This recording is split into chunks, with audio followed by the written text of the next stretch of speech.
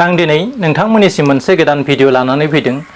जाय भिडिअनि गेजेरजों आं नोंथांमोननिसिम मोनसे खोब दुखुनांथावना थासारिजों बुंफबनाय बिगुमायानो गावनि असे बिबनांखौ जिनाहारि खालामनानै माबादि दुखु खस्थ सहायनानै जोबथा बुब्लियाव सहायनो हायैयाव बियो थैनायखौ बासिना लानो गोनां जाखो। बेबादि सासे आइजोनि मोनसे दुखुनांथावना जारिमिनखौ आं नैबे भिडिअनि गेजेरजों नोंथांमोननो फोरमायनो नाजानाय जादों। दांथल कलेजनि एसिस्टेन्ट प्रफेसर बिथां प्रबिन नार्जारिनि नखराव गावनि बिसिनि बिनानाव रियुल नार्जारिया नखरनि थाखा फैसा रां रुफा गैयैनि जाउनाव बिथां आइजोआ बिगुमैनाव थानानैनो 10 थाखोआव फरायगासिनो दंमोन। बेबायदि बुब्लियाव बे रियुल नार्जारि सिख्लासायाबो गावहा सासे मोजां मोननाय सेंग्रा दंमोन।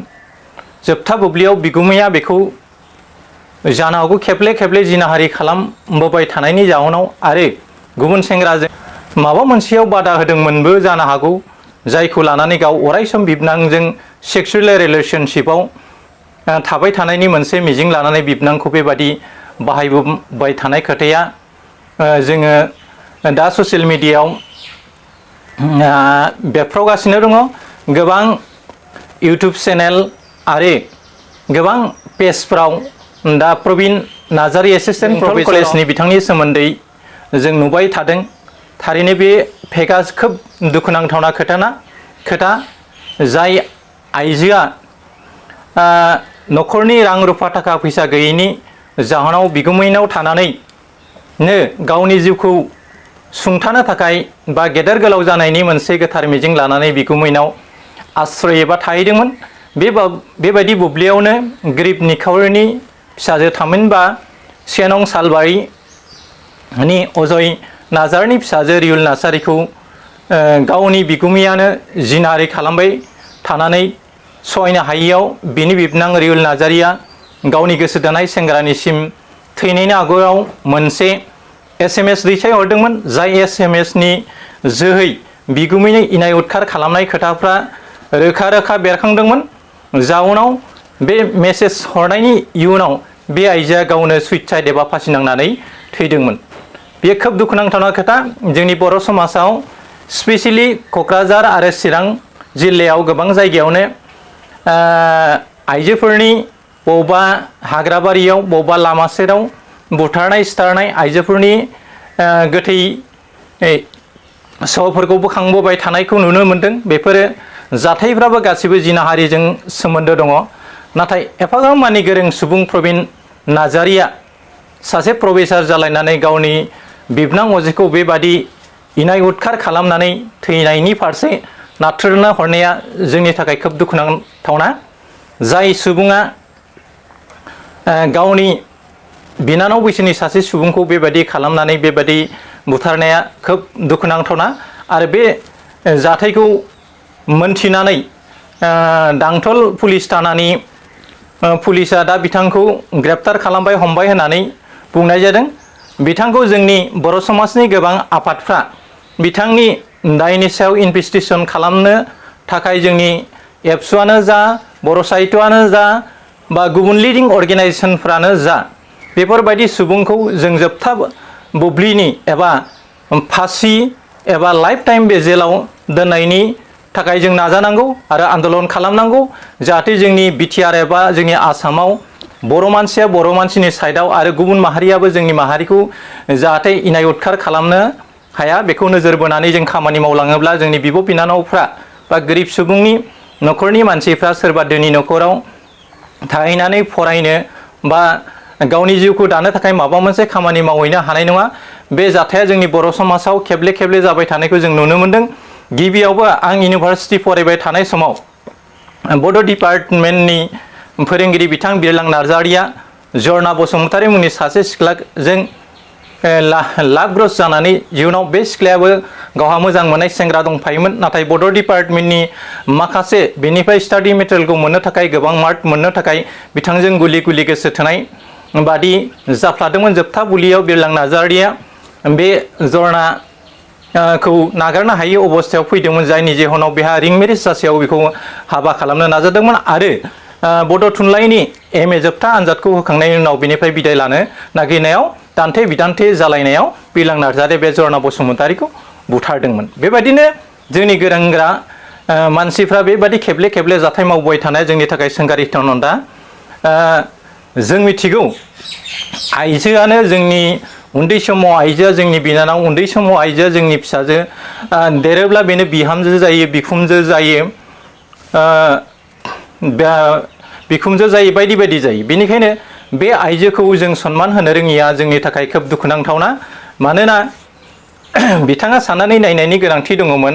बिथाङा जुदि इथिया खांखुआनब्ला बा गावनि बिसि थासेयावबो एबा बिथाङा बेबादि एसेबां मानि गावनि सेक्सखौ डमिनेट खालामनो हायाब्ला बिथाङा आथिखालनि मुगायाव VIP हटेल दं, बायदिसिना दं, बेफोराव बिथाङा इनडाइरेक्टलि माबा मोनसे खालामनानै गावनाय उखैनायखौ बा गावनि आइजोनि सायाव बेखौ मोनाखैमोनब्ला बेबायदि लामाबो लानो हानायनि लामा दङमोन।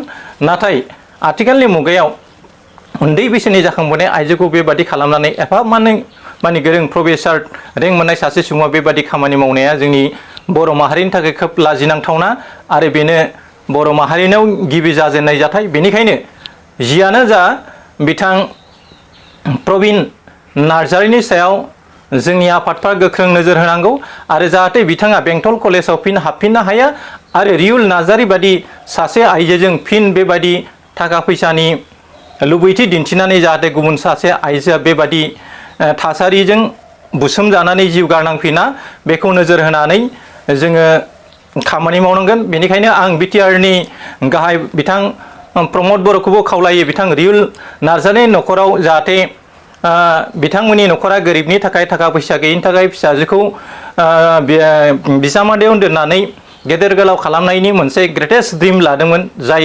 सिमाङा दिनै सा ससेयावनो थेर बेथेर जालांबाय। दा बेनि थाखाय आं BTR गभर्नमेन्टखौबो खावलायो, नोंथांमोना जाहाथे रियुल नार्जारिनि न'खरा जाहाथे सोलिनो हायो बेखौ नोजोर बोनानै अनसुंथाइ होयो। लोगोसेयावनो बिथां प्रफेसार प्रबिन नार्जारिनि सायाव BTR सरकाराबो गोख्रों नोजोर लानांगौ आरो बिथांखौ साख्रिनिफ्राय बोखारना होनांगौ, जाहाथे बिथाङा सरासनस्रा सुबुं बायदि जिउ खाङो आरो बिथांखौ हायोब्ला जोंनि आफादफ्रा थाबैनो फासि होनाय जाथों, बेखौ नोजोर बोनानै जों खामानि मावनांगोन।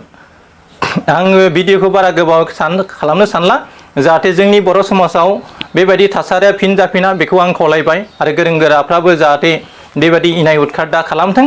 मानोना जोंनि समाजा दा खोब मोनसे प्रेस्टिजियास समाज, मोनसे समाव बर'फ्रा बेफोरबादि थासारिखौ खोनायोब्ला बा मिथियोब्ला खोब दुखु मोनोमोन। दा जोंनि बर' समाजाव बेबादि खोथाया खेबले खेबले जाबोबाय थादों। दा बेनि थाखायनो आङो आइजोफोरखौबो खावलायो, जोंनि आइजोफ्रा फरेन कालचारजों गोरोबलांफानानै स्कुलावनो जा, कलेजावनो जा, हाथाय बाजारावनो जा, गलायावनो जा, जाबादि फांथाब फांथाब ड्रेस गानो आरो जाबादि देहाखौ खोबनानै लानांगौ बेबायदि खोबनानै लानायखौ जों नुनो मोना। जाउनाव माखासे सेक्सननि सेंग्राफ्रा बिसिनि देहानि दाथायफोरखौ नुनानै लुबैखांनाय फैयो। जाउनाव हमथानो हायै सुबुंफ्रा ड्रागिस बा जौ लोंग्रा, गान्जा जाग्रा, द्रेन्डाय जाग्रा सुबुंफ्रा बेबायदि आइजोखौ सिखार खालामो आरो सुबिदा मोनब्ला खायसे जायगायाव जिनाहारि खालामनानै बुथारनाय सिथारनाय जाथायफ्राबो जागासिनो दङ। बेनिखायनो थाखा फैसाखौ जेरैहाय सना रुफा थाखा फैसाखौ जेरैहाय जोङो बाकसाव जोबनानै दोनो, थिग बादिनो नोंथांमोननि देहाखौबो नोंथांमोना खोबनानै ला, जाहाथे सासे बर' दख'ना गाननानै देलायनाय आइजोनि फारसे सासे सेंग्रानि एबा हौवाफोरनि नोजोरा माबादि फैयो आरो सासे फांथाब हाफपेन्ट गाननाय एबा सुंथाब ड्रेस गाननानै हाथाय बाजाराव बेरायनाय सिख्लानि सायाव माबादि नोजोर होयो बेखौ नोंथांमोनाबो मिथिगौ। मानोना बेफोरबादि गावनि देहाखौ दिन्थिनानै खायसे आइजोफ्रा गावनि खैफोदखौ गावनो लेंबोबाय थानायखौ जों नुनो मोनो। बेनिखायनो आङो खायसे समाव आइजोफोरखौ आं खावलायनो लुबैयो, नोंथांमोनाबो गावनि गाननाय जोमनायनि फारसे एसे नोजोर ला, जाहाथे नोंसिनि देहाखौ नोंसोरो मोजां रोखोमै खोबनानै लायो, बेखौ आं आसा खालामो। दा जों नुनो मोनो बर' समाजावनो जा, गुबुन माहारिनि गेजेरावनो जा, हौवाफोरनि देहाखौ मोखां आरो आथिं आखाइ आसि बिजौखौल' जों नुनो मोनो, नाथाय आइजोफोरनि गासैबो देहानि पार्टफोरखौ आथिखालाव जों नुनो मोनो। धोरोम शास्त्रआ आइजोनि देहाखौ खोबनानै लाखिनो थाखाय बुंनाय जादों। दा बेखायनो आइजोफोरा गावसोरनि देहाखौ थिग मथे जोथोन लायोब्ला जोंनि समाजाव जिनाहारि जानाय जाथायफ्रा खमायलांगोन होननानै आं सानो। बेनिखायनो नोंथांमोनाबो जाहाथे हौवा माहारिनि फारसे बांद्राय गुलि गुलि खालामाबासिनो बे सेंग्रा बा बे मानसिनि सायाव मोजाङै स्टाडि खालामनानै खाथि खाथि साफि लायनायनि गोनांथि दङ। आरो खायसे आइजोफ्रा थाखा फैसानि लुबैथियाव खायसे हौवाफोरजों गुलि गुलि खालामो। बेबादि जाहोनावबो माखासे जिनाहारि जानाय जाथायफ्रा जोंनि समाजाव जाबोगासिनो दङ। नंगौ, थाखा फैसाखौ जोङो मावनायनि गेजेरजों मोननो हायो। जब्रा जन्था जायोबा जोङो डक्टर अजाजों नायजाबा हामो। गियान गोमायोबा गासैबो गोमायो होननानै मिथियो। आरो गियान गोमायोब्ला सासे मोजां लोगो एबा मोजां बिजाब जों फरायोब्ला गावनि गोमानाय गियानखौ लाबोफिननो हायो। बेफोर जिखियानो जादोला जोंनि समाजाव खेबले खेबले जिनाहारि जाबाय थानाय जाथाया जोंनि थाखाय खोब दुखुनांथावना। बेनिखायनो बेफोरबायदि थासारिया जाहाथे जोंनि बर' समाजाव दाजाथों बेखौ नोजोर बोनानै आं बे भिडिअखौ खालामबाय। आं बिथां रियुल नार्जारी थाखो 10 आव फरायनाय आइजोखौ गावनि बिगुमैया बेबादि जिनाहारि खालामनानै गोसो बायसारनानै जोबथा बुब्लियाव फासि नांनानै थैनाय जाथायखौ मोनथिनानै आं खोब दुखु मोनदों।